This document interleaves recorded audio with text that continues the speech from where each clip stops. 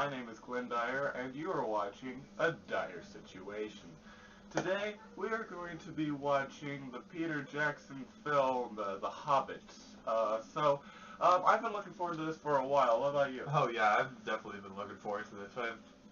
I'm a big fan of J.R.R. Tolkien's Lord of the Rings trilogy, and I would have read the Silmarillion if I had it, but I don't know. But The Hobbit I think is gonna be a great film. Even if it's not great, I know it can't be bad, because with Peter Jackson's he's just such a great director, and yeah, it's about that. Yeah. I only recently saw the Lord of the Rings trilogy. He showed it to me a couple months ago. It's kind of ironic because I did live in New Zealand most of my life, and That is where that was filmed. Yeah, but I'd never seen it. I saw like part of it a while ago, but I thought it was a bit long, so I didn't finish it. I'm glad we didn't make you see the unedited version. Oh yeah. 14 hours straight. Oh boy, but it was a great trilogy. Like I really liked it. Like when I saw it recently, and I am pretty excited for The Hobbit. I think it will be pretty good. Like I don't really see how you can mess it up. Like. And so yeah. Anything else to mention? No, I've been purposely keeping myself in the dark. And sorry for the grogginess. I woke up for a little bit. You can see I have my coffee. But I've been purposely getting myself in the dark, so I can go into this movie with as fresh as eyes possible. So I don't have to spoil everything that I've already read. So yeah, I'm just looking forward to this movie. Okay, so am I. So it looks like we're both looking forward to this. So we'll see you in a couple hours to know what we think. And we're back. After like 3 hours. Yeesh, that was long. Oh yeah, it was. But they're commonly long. They're infamous for that. Yeah. This is definitely an epic because there is filler. Yeah, yes, there is. Okay, where do we begin? Okay, basically, I liked it. I really did. It was a nice continuation. Well, prequel-y thing. I don't know what the right word is for that. Yeah, but It's really, a good movie.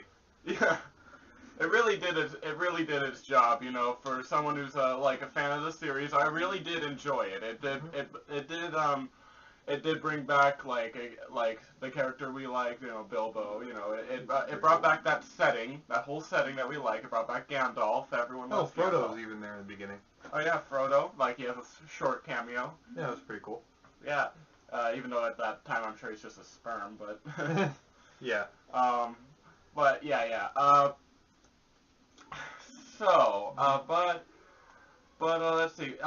For me though, there were a couple problems though. Mostly like he's in like this band of dwarves. I think everyone can kind of get that idea from the commercials. But like the thing is like There are 12 dwarves. 12 dwarves and barely any characterization from any of them. Like you have like a fat one, a young one, and that's about all I can remember. Some twins and yeah, that's about it. Yeah, really little characterization to them, and that's disappointing. This could have been that could have been really fun, like learning like about them, learning like what their deal is, what's special about each and every one of them. That would have been kind of fun. Yeah.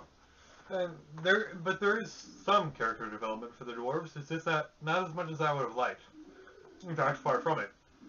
In fact, I can't even remember their names except for Thorin, which is the leader of them, and he has, you guessed it, the most characterization. So, and the other ones hardly have any, except like there's a fat one. Yeah, I remember the fat one. Yeah, everyone remembers the fat one because he's fat. Yeah, everyone remembers fat people. Yeah. That's what I like. Anyway. But also for me, there was a lot of great action scenes and stuff. They were expertly put together. The CGI, it was great, but also used sparingly, which Thank I God. like. Which I love. Like whenever they could, they had someone in a costume. They had makeup on. That's the way I prefer it. Always been a fan of practical effects. Yes, Always. always. But quite honestly, I just couldn't get into them, and I'm not sure why. I just couldn't feel that sense of tension, like that sense of danger, like, oh no, I don't. But I just couldn't get into it. I don't know why. Maybe it was a lack of characterization. I'm just not sure. But really, I don't know. It started to become a little what would be Dark Knight Rises to me. Like just like I really don't care too much, despite like all these awesome action scenes going on. But it did improve a little towards the end. Like towards the end, it started to get better. But Yeah. for the most part, for the most part, it just wasn't satisfying at all in that sense. And yeah, those action scenes were really well choreographed, and the whole movement with the camera thing that worked really well. And yeah, the same thing here. For me, I couldn't get too invested. I'm pretty sure I got a bit more invested than him. I'm better than you. Anyway, but probably because I did read the book, and that's not saying that's bad for you, but I did get in. I guess it's because I knew what happened. I didn't know too much because I read it like I don't know 3 years ago, but I guess that kind of helped because I have no idea where any of the characters die. Spoilers. People die, you know. Let's see. Yeah. Oh, aside from the action scenes, one addition that I felt was really welcome was the addition of the songs, which were in the book. Like the whole "Blunt the Knives" thing. That was a really good song, and it did add to the what's the word? I want to say ambience, but that's not quite right.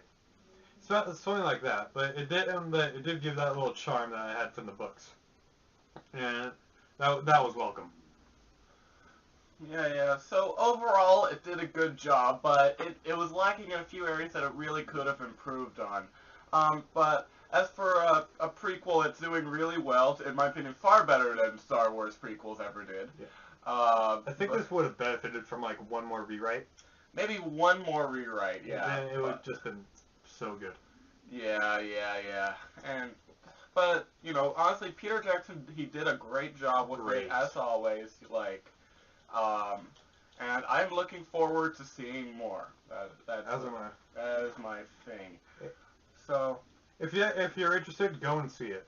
I'm sure you won't be too much disappointed. Like you'll be like, there's just one thing, but but you're just gonna be like that. It's still worth a good watch. Yeah, fans of the original trilogy, yeah, definitely go check it out. But if you're not too big a fan of it, it still might be worth a watch. But be warned, it's kind of that style. So if you really don't like that kind of thing, probably not. But for the most part, if you enjoy the original trilogy, you'll like this fine. Definitely. So yeah, that is the whole thing. Do you have anything else for us to talk about? Okay, I'm just gonna mention this because I don't know why this got me, but it kind of did. This is, bear in mind, very, very, very, very, very, very nitpicky. Very nitpicky. Like, I'd have to get like minuscule tweezers to get this. But in the beginning, we show like this whole Spoilers? No. Okay. Spoilers? No, it's not gonna be spoilers. Okay. Well, there's this place, and we have dwarves, a lot of dwarves, and there are dwarven women, and then there's this thing. It's gonna sound weird if you don't have no idea what I'm talking about, but the women didn't have beards. Very nitpicky. But like in the third movie, if you've seen it, you know that Aragorn and Gimli were saying talking about the dwarven women, like saying that there are some myths that there are no dwarven women because they are so alike to men. Then Aragorn is like, It's because of the beards. And I don't know, it's very nitpicky, but I would have loved to see the, like, one little dwarf woman have a beard. But oh well, right? Oh well. That's what I would have put in there. I've come with a few theories for that. Maybe it was Shave November for them, you know, like, people have no Shave November. These people have Shave November, you know, because they're dwarves and women. Or maybe they're munchkins, I don't know. Or maybe they're actually just midgets, you know, from the human village, and they were just evicted over there. Or I don't know.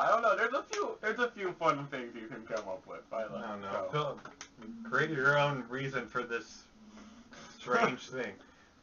I don't know. Probably most of the people just glazed over it because it happened so fast. But I think I was one of the few people that actually noticed that. Because Alex really loves hairy women. It's a known thing. Yeah, I suffer from a few fetishes, and yes, I do love the hairy women. Yes, he does. Yes.